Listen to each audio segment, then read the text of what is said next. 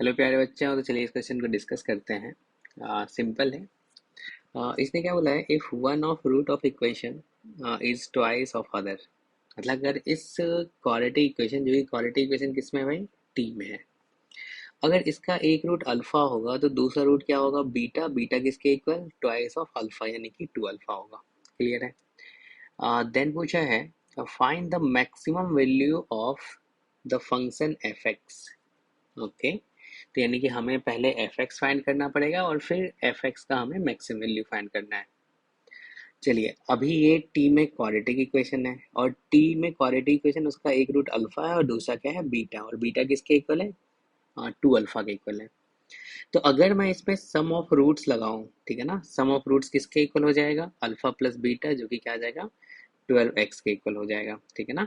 तो ये हो गया अल्फा के प्लेस पे, और बीटा के प्लेस पे क्या हो जाएगा, 2 अल्फा हो जाएगा। तो यहाँ से आपने देखा जो 3 अल्फा इक्वल्स टू 12x, यानी कि अल्फा क्या हो जाएगा, 4x के इक्वल होगा। क्लियर है, यहाँ तक कोई समझने में किसी को दिक्कत नहीं है। अब सोचो, यानी कि अल्फा का वैल्यू तो तुम्हें पता चल गया, तुम्हें फाइनली जानना तो फंक्शन है।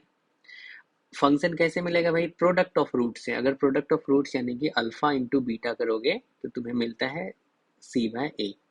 तो यहाँ से ये मिल गया minus F x minus 64x। Clear है।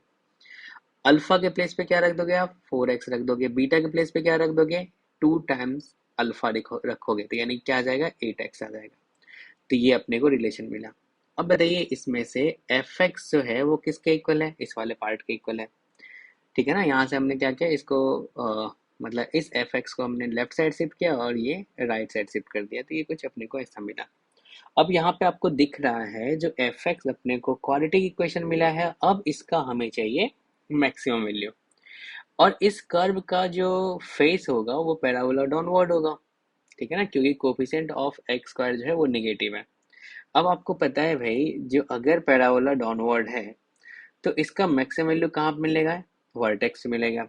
और उस वर्टेक्स का जो एक्स कोऑर्डिनेट होगा वो क्या होगा, -b/2a, और y कोऑर्डिनेट क्या होगा, -d/4a। तो यानी कि यही इसका मैक्सिमम वैल्यू होगा एफ एक्स का।